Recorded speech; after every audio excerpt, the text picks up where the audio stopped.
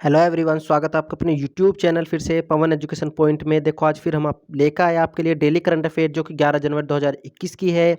जैसा आपको पता है कि हमारे जो दिन की शुरुआत होती है वो थॉट ऑफ द डे से होती है। अब थॉट क्या है? देखो, सफलता का कोई मंत्र नहीं है, यह तो सिर्फ परिश्रम का फल है। तो भैया, सफलता का कोई मंत्र ऐसा नहीं है कि कोई मंत्र आके फूंक देगा आपके ऊपर। ये तो केवल परिश्रम से ही मिलेगा। जब तक परिश्रम नहीं करोगे तब तक फल नहीं मिलने वाला है। तो मेरी यही रिक्वेस्ट है कि भैया मेहनत करो, जितना हो सके बहुत ज़्यादा मेहनत करो, क्योंकि सफलता एक दिन ज़रूर मिलेगी आप सभी को। अब अपने चलते हैं क्वेश्चन नंबर 1 की तरफ। तो मैं आपको बता दूं कि हमारी एक दिन अभी करंट अफेयर आपको नहीं मिली है, जो कि संडे की थी और मंडे की नहीं मिली कुछ कारणवश, टेक्निकल एरर के कारण वीडियो अपलोड नहीं हो पाई। तो मेरी सभी से यही आशा है कि अपनी आगे आने वाली वीडियो आपको रेगुलर मिलती रहे। आगे क्वेश्चन देखते हैं 1 की तरफ। क्वेश्चन 1 क्या है, काफ़ी इंपॉर्टेंट है कि भारत ने गणतंत्र दिवस पर किस देश के राष्ट्रपति को मुख्य अतिथि के रूप में आने का न्योता दिया है? तो भारत ने किस को आने का न्योता दिया है जो कि यहाँ आ रहे हैं गणतंत्र दिवस पर? तो वो है सूरीनाम के राष्ट्रपति। तो सूरीनाम के राष्ट्रपति जो है ये है, और देखो यहाँ का फ्लैग जो है वो इस तरीके का बना हुआ है। तो अभी क्या हो रहा था हाल फिलहाल में कि भारत में भी गणतंत्र दिवस की देखो तैयारी जोर शोरों पे चल रही है। तो यहाँ क्या होगा, तो 26 जनवरी 2021 में जो आ रहे हैं वो जनवरी में, वो भारत के गणतंत्र दिवस की परेड पर मुख्य अतिथि जो होंगे वो सूरीनाम के प्रधानमंत्री होंगे। इससे पहले जो प्रधानमंत्री आ रहे थे वो ब्रिटेन के प्रधानमंत्री बोरिस जॉनसन आ रहे थे, बट अब उन्होंने कोरोना वायरस के चलते या इस ट्रेन के बढ़ते प्रकोप के कारण उन्होंने आने से मना कर दिया है। तो अब कौन आ रहे हैं? सूरीनाम के राष्ट्रपति जी आ रहे हैं, जिनका नाम है चंद्रिका प्रसाद संतोखी, जो कि 26 जनवरी को भारत में आ रहे हैं। तो भारत ने क्या काम किया था? भारत ने सूरीनाम जी के राष्ट्रपति को न्योता भेजा था, जो कि उन्होंने स्वीकार किया और उन्होंने सोचा कि चलो भारत घूम के आते हैं। ठीक है, तो भारत काफ़ी अच्छा है, चलो घूमो देखो भैया। सूरीनाम के राष्ट्रपति जी आ रहे हैं, उनका अभिवादन है बिल्कुल। ठीक है, अब यहाँ से यदि बात करें आगे, तो देखो सूरीनाम के राष्ट्रपति की यदि बात करें तो हाथ में वेद रखकर संस्कृत में ली थी शपथ। तो सूरीनाम के जब राष्ट्रपति ने शपथ ली थी तो संस्कृत रखी थी हाथ में, तब उन्होंने शपथ ली थी। तो संतोखी जी ने जो 16 जुलाई 2020 को दक्षिण अमेरिकी राष्ट्र सूरीनाम गणराज्य के राष्ट्रपति पद की शपथ ली थी। शपथ ग्रहण के दौरान उन्होंने अपने हाथ में वेद रखे थे और संस्कृत में उन्होंने अपने पद और गोपनीयता की शपथ ली थी। तो काफ़ी इंपॉर्टेंट बन जाता है यहाँ से क्वेश्चन। ठीक है, अब यदि आगे से बात करें यहाँ से क्वेश्चन नंबर 2 की ओर चलते हैं। तो क्वेश्चन 2 क्या है कि अमेरिका ने किस देश के साथ राजनयिकों के आपसी संपर्क बहाली पर लगे सभी प्रतिबंध हटा दिए गए? तो अमेरिका ने जो हटा दिए सभी प्रतिबंध को हटा दिया है। तो ये फ्लैग जो है ये है ताइवान का। तो यहाँ से किससे हटा दिए सभी प्रतिबंध? ताइवान से सभी प्रतिबंधों को हटा दिया गया। अब यदि ताइवान की बात करें तो अमेरिका ने ताइवान के साथ राजनयिकों के आपसी संपर्क बहाली पर लगे सभी प्रतिबंध हटा दिए, और इस कदम के बाद अमेरिका के ताइवान से रिश्ते और भी ज़्यादा मजबूत होंगे। तो अमेरिका से काफ़ी अच्छे रिश्ते बन जाएंगे ताइवान के। अब जो चीन सरकार दावा करती है कि ताइवान उसका हिस्सा है, परंतु अमेरिकी विदेश मंत्री माइक पोम्पियो ने कहा कि विदेश मंत्रालय ताइवान के साथ राजनयिक स्तर पर और अन्य स्तरों पर संपर्क कायम करने पर लगे प्रतिबंधों को समाप्त कर देगा, जो कि दशक से विदेश विभाग ने दोनों पक्षों के राजनयिकों या सेवा सदस्यों और अन्य अधिकारियों के बीच संपर्कों पर जटिल बाध्यताएं लगा रखी थी। तो कौन बन जाएगा करेक्ट आंसर? ताइवान बन जाएगा। अब यहाँ से यदि बात करें क्वेश्चन नंबर 3 की, काफ़ी इंपॉर्टेंट क्वेश्चन आ रहा है कि विश्व हिंदी दिवस निम्न में से किस दिन मनाया जाता है? तो विश्व हिंदी दिवस जो बनाया जाता है वो देखो 10 जनवरी को बनाया जाता है। अब यहाँ से यदि बात करें तो इसका करेक्ट आंसर हो जाएगा डी, 10 जनवरी विश्व हिंदी दिवस, तो वर्ल्ड हिंदी डे। अब यहाँ से यदि बात करें वर्ल्ड हिंदी डे की, तो यहाँ क्या हो जाएगा? विश्व हिंदी दिवस प्रत्येक साल 10 जनवरी को मनाया जाता है। यह दिन भारतीयों के लिए बेहद खास है क्योंकि इसका उद्देश्य विश्व भर में हिंदी और प्रचार प्रसार के लिए अनुकूलन माहौल तैयार करना है और हिंदी को विश्व की प्रचलित भाषा के रूप में प्रस्तुत करना है। सबसे पहला जो विश्व हिंदी सम्मेलन जो हुआ था वो 10 जनवरी 1975 को नागपुर में हुआ था। तो क्वेश्चन पूछा जा सकता है कब हुआ था? 10 जनवरी 1975 को नागपुर में हुआ था। किसने किया था इसका उद्घाटन? प्रधानमंत्री इंदिरा गांधी जी ने किया था। तो किसने किया था भैया इसका उद्घाटन? 1975 में इंदिरा गांधी जी ने किया था। ठीक है, तो काफ़ी इंपॉर्टेंट क्वेश्चन है। आगे चलते हैं क्वेश्चन नंबर 4 की तरफ। क्वेश्चन 4 क्या है कि गुजरात के 4 बार के पूर्व मुख्यमंत्री एवं कांग्रेस के किस दिग्गज नेता का 94 वर्ष की उम्र में निधन हो गया?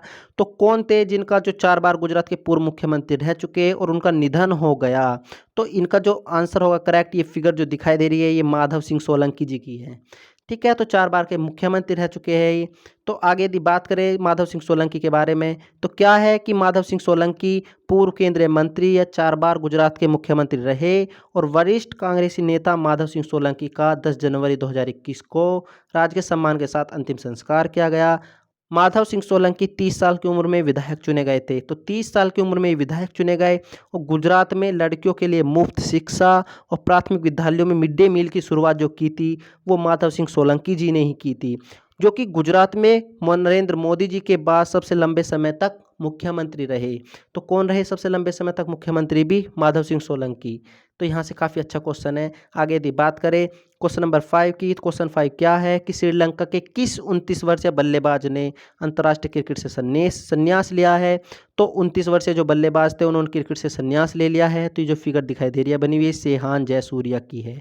तो संत जयसूर्या के भाई की तरह ही है सेहान जयसूर्या। तो ये काफ़ी इंपॉर्टेंट क्वेश्चन है। अब इनके बारे में यदि बात करें सेहान जयसूर्या, तो सेहान जयसूर्या कौन है कि शीर्ष क्रम के बल्लेबाज थे जो कि श्रीलंका के क्रिकेट से संन्यास लिया। जयसूर्या ने यह निर्णय अपने परिवार के अमेरिका में बसने का फैसला करने के बाद लिया है।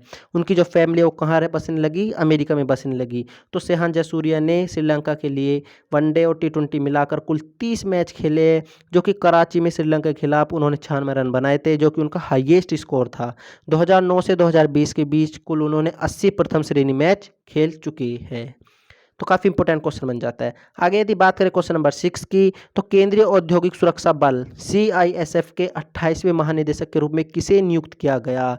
काफ़ी इंपॉर्टेंट क्वेश्चन है। तो CISF के अभी निदेशक जो बने हैं 28वें महानिदेशक, तो वो कौन है? सुबोध कुमार जायसवाल। तो ये सुबोध कुमार जायसवाल जी है। तो इन्होंने अभी 28वें महानिदेशक के रूप में पदभार संभाला है CISF में। अब यदि यहाँ से बात करें इनके बारे में थोड़ी सी, तो क्या है देखो, सुबोध कुमार जायसवाल जी जो है वो वरिष्ठ IPS सुबोध कुमार जायसवाल ने 8 जनवरी 2021 को CGO कॉम्प्लेक्स स्थित मुख्यालय में केंद्रीय औद्योगिक सुरक्षा बल CISF की फुल फॉर्म है के महानिदेशक DG का पदभार ग्रहण किया है। इससे पहले वो क्या रहे? मुंबई के पुलिस निदेशक के रूप में कार्यरत थे, जो कि जायसवाल जी 28वें महानिदेशक है। वो जो बने हैं वो राजेश रंजन के रिटायरमेंट होने के बाद DG का पदभार संभाला उन्होंने, जो कि एक बिजनेस एडमिनिस्ट्रेशन में मास्टर की डिग्री कर रखी है इन्होंने और 1985 में भारतीय पुलिस सेवा में शामिल हुए थे। समझ रहे हो? तो यहाँ से काफ़ी इंपॉर्टेंट क्वेश्चन बन जाता है। अब यदि यहाँ से आगे बात करें क्वेश्चन नंबर 7 की, तो क्वेश्चन 7 क्या है कि निम्न में से कौन सा भारतीय बल्लेबाज ऑस्ट्रेलिया के सभी प्रारूपों में 100 छक्के लगाने वाला विश्व का पहला खिलाड़ी बना? तो ऑस्ट्रेलिया के खिलाफ सभी प्रारूप T20 वनडे टेस्ट सभी में 100 छक्के लगाने वाले विश्व के पहले खिलाड़ी जो बन गए हैं। अब ये तो अपने हमारे हिटमैन है रोहित शर्मा जी। तो कौन है? रोहित शर्मा। तो काफ़ी इंपॉर्टेंट क्वेश्चन है। इन्होंने सभी प्रारूपों में ऑस्ट्रेलिया के खिलाफ 100 छक्के लगाने का रिकॉर्ड बना लिया है। यदि बात करें हिटमैन की रोहित शर्मा, तो क्या है? भारतीय बल्लेबाज रोहित शर्मा ऑस्ट्रेलिया के खिलाफ सभी प्रारूपों में 100 छक्के लगाने वाले दुनिया के पहले खिलाड़ी बने, जो कि एक देश के खिलाफ सबसे ज़्यादा छक्के लगाने के मामले में वेस्ट इंडीज के सलामी बल्लेबाज क्रिस गेल सबसे आगे है। उन्होंने 130 छक्के इंग्लैंड के खिलाफ लगाए हैं। क्रिस गेल और रोहित शर्मा ही ऐसे बल्लेबाज है जिन्होंने एक देश के खिलाफ 100 या इससे ज़्यादा ही छक्के लगाए हैं। तो क्रिस गेल तो नाम में शुमार है, क्रिस गेल जी भी। यहाँ से बात करें आगे 8वें क्वेश्चन की, किस देश की सेना ने स्वदेशी रूप से विकसित guided multi launch rocket system Fateh का सफल उड़ान परीक्षण पूरा किया? तो ये multi launch rocket system Fateh है जिसका सफल उड़ान परीक्षण पूरा किया है। तो किसने किया है भैया? पाकिस्तान, ठलवा पाकिस्तान। तो किसने किया है? पाकिस्तान ने किया है, निठल्ला। तो यहाँ से यदि बात करें आगे क्वेश्चन नंबर 8 की, तो यहाँ देखो क्या है कि पाकिस्तान सेना ने सफलतापूर्वक स्वदेशी रूप से विकसित guided multi launch rocket system Fateh का सफल उड़ान परीक्षण पूरा किया है और फतेह-1 हथियार प्रणाली दुश्मन के इलाके पारंपरिक आयुध ले जाने में सक्षम है। और पाकिस्तानी सेना के अनुसार फतेह-1 का हथियार जो है वो 140 किलोमीटर की सीमा तक को लक्ष्य को भेद सकती है। तो किसने किया? स्वदेशी मिसाइल है जो कि किसने लॉन्च की है? अभी पाकिस्तान ने की है, फतेह। तो फतेह-1 की है वहाँ से। आगे यदि बात करें कि कब मोदी इंडिया कॉलिंग 2021 पुस्तक का विमोचन हुआ है, तो मोदी जी की एक पुस्तक विमोचन हुई है जिसमें है इंडिया कॉलिंग। तो इम्पोर्टेंट है काफ़ी पुस्तक ये। तो अभी हुई है, तो ये कब हुई है? 9 जनवरी को, जो कि प्रवासी दिवस के मनाने के दिन हुई है। तो यहाँ से यदि बात करें आगे 16वें प्रवासी दिवस। अब यदि यहाँ से बात करें प्रवासी दिवस कब मनाया जाएगा?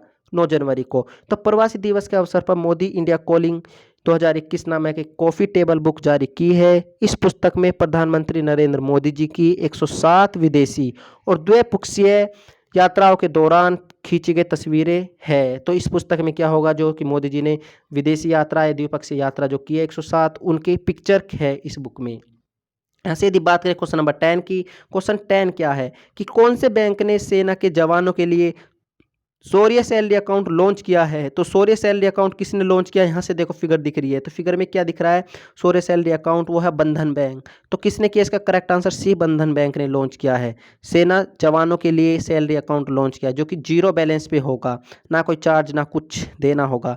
तो निजी बैंक क्षेत्र के बैंक बंधन बैंक ने भारतीय सेना के लिए या सेना कर्मियों को बैंकिंग सेवाएं प्रदान की। इसके एक समझौते पर हस्ताक्षर किए कि बैंक इस साझेदारी के तहत सेना के जवानों के लिए शौर्य सैलरी अकाउंट सेवा प्रदान करेगा और बंधन बैंक शौर्य सैलरी अकाउंट जीरो बैलेंस खाता होता है, यानी इसमें कोई भी मेंटेनेंस चार्ज नहीं लगेगा। इसके अलावा शौर्य सैलरी अकाउंट कर्मियों उनके परिवार को भी सुरक्षा प्रदान करता है।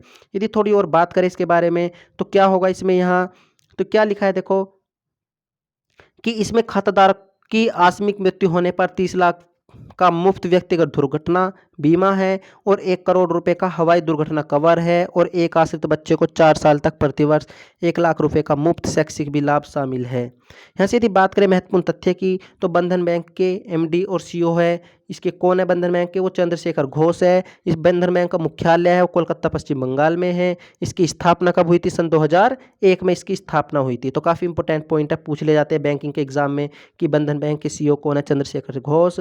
मुख्यालय कहाँ है इसका, पश्चिम बंगाल कोलकाता में है। स्थापना है 2001। अब यहाँ से यदि आगे बात करें क्वेश्चन नंबर की, तो क्वेश्चन 11 है, काफ़ी इंपॉर्टेंट है ये भी। हाल ही में लोकसभा स्पीकर की घोषणा के अनुसार स्कूलों और कॉलेजों में कौन सा अभियान शुरू हुआ। तो लोकसभा स्पीकर की घोषणा के अनुसार अभी स्कूल और कॉलेजों में जो अभियान शुरू हुआ वो है नो योर कॉन्स्टिट्यूशन, के अपने संविधान के बारे में जाने। तो संविधान के बारे में जाने, यह भी लोकसभा स्पीकर में घोषणा हुई है। तो स्कूल और कॉलेजों में यह अभियान चलाया जाएगा। अब यदि यहाँ से बात करें, लोकसभा अध्यक्ष ओम बिरला ने हाल ही में उत्तराखंड पंचायती राज विभाग द्वारा आयोजित कार्यक्रम की अध्यक्षता की।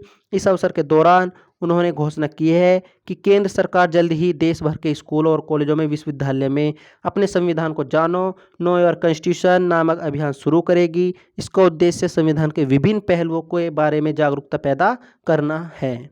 अब यहाँ से यदि बात करें, क्वेश्चन नंबर 12 है कि इरेडा जो हाल ही में खबरों में था, इस मंत्रालय के अधीन है। तो किस मंत्रालय के अधीन है इरेडा, नवीन और नवीकरणीय ऊर्जा मंत्रालय के अधीन है। तो अभी इरेडा कम उसमें था।